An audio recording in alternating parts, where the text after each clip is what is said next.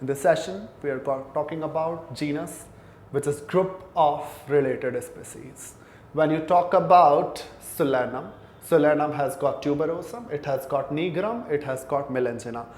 They are the three different specific epithet for potato, for makoi, or for brinjal.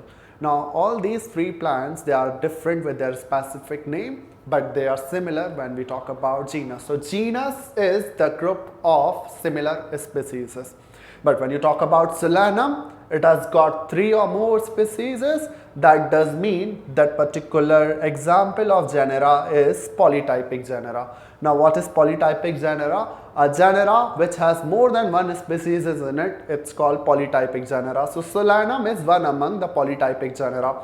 Other more polytypic genera, if you can talk about, is Genus, which has the species like Familiaris, Lupus, Aureus.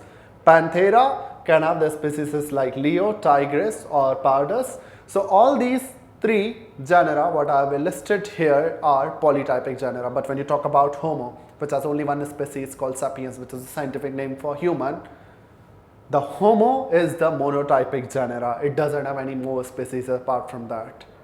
The next session will be basically talking about family.